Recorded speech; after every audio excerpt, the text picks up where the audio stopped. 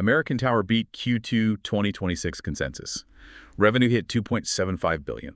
Which, easily cleared that $2.70 billion estimate, yeah. Right, and adjusted EPS came in at $1.86, completely crushing the 1.55 estimate. Plus, AFFO hit 2.71 per share. And management followed that up by raising the full year 2026 outlook for a second time, bumping property revenue by $110 million and AFFO by 9 cents a share. So the market reacted fast. Shares jumped, nearly 6% pre-market to 176.73? Yeah, then it closed up 2.9% on earnings day and kind of drifted to 179.26 the day after. But beneath those headline numbers, there's this massive structural shift going on. You've got this legacy cell tower business suddenly leaning really heavily on its newest, smallest division to drive growth. Yeah, CoreSite. I mean, data center cash revenue surged 12%, and they actually raised the full-year segment guidance from 13% to 15%. Wow, okay. Contrast that with consolidated property revenue, which only grew at a much more modest 6.3%. It's a fascinating dynamic. It's almost like having a star rookie carrying a veteran team, right? But running those data centers isn't cheap. With that kind of capital pivot, how did the margins actually hold up? Well, surprisingly resilient, honestly. Adjusted EBITDA still grew 3.2% to $1.8 billion. Oh, that's not bad at all. Right. They're managing this really capital-intensive pivot efficiently. And that data center strength is exactly what management is leaning on for their long-term catalysts. So 5G densification, the 2027 upper C-band spectrum deployments, XG, and obviously AI data traffic. Yeah, let's unpack the mechanics of that AI catalyst for a second, because it physically requires the infrastructure CoreSite provides. Like AI workloads demand massive compute density and power. Exactly. So localized high-performance data centers are just non-negotiable at this point. Right, which makes total sense out of why they are strategically exiting emerging markets, places like the Philippines and Bangladesh. They need to funnel that capital back into developed markets where this heavy infrastructure is actually being built. Yeah, you have to prioritize the high-margin zones.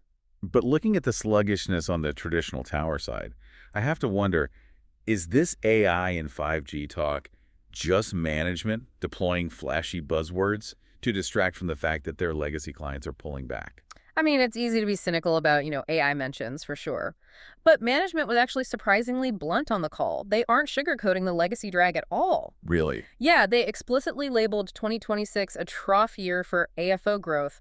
So they're admitting the pain is here right now, but they're pointing to an expected 7% normalized growth inflection in 2027. Well, calling 2026 a trough year begs the question, what exactly dug the trough in the first place? Because looking at their specific headwinds, the churn is pretty hard to ignore. Right. The trough is essentially being dug by 3 distinct shovels. First is the DSH network contract termination. Oh, right, the DSH situation. Yeah. In the tower business, losing a major tenant like DSH is a massive churn event. Tower economics rely heavily on stacking multiple tenants on the same fixed asset, so when one leaves, that high-margin revenue just vanishes instantly. And you're seeing a similar mechanic play out internationally, too. Like Latin American organic growth dropped over 2%, driven almost entirely by elevated churn in Brazil. The legacy clients are consolidating or cutting costs. Exactly, which leaves American Tower holding empty space on those macro towers. And then, you add the macroeconomic layer to that.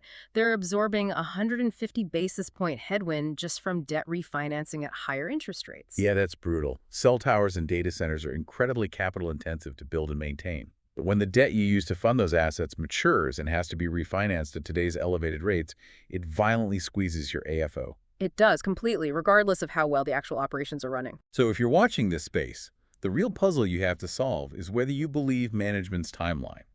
You're basically weighing those hard near-term realities, the DISH churn, the Brazil pullbacks, the painful refinancing costs, against this 2027 rebound narrative. Right. The core thesis is that once the legacy churn washes through the system and the debt gets absorbed, the underlying strength of the developed markets and that high-growth CoreSite data center business will finally be unmasked. Assuming interest rates don't stay elevated longer than projected, of course. Yeah, that's the big caveat.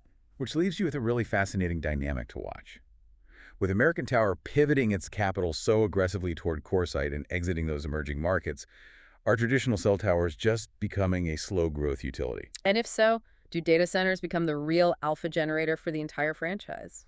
Definitely something to chew on as you look in your portfolio. Yeah. Make sure you follow the show for daily earnings coverage.